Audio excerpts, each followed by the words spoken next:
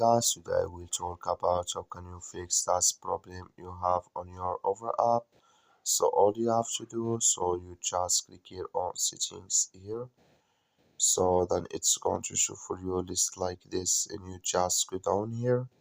So you keep going down, then you click here on apps, then come to this list, then all you have to do in here. So here can you looking for OfferUp, or you just click here on search, then you add here OfferUp, click on it. So then it's going to show for you a list like this. Click here on force stop, then you click here on OK.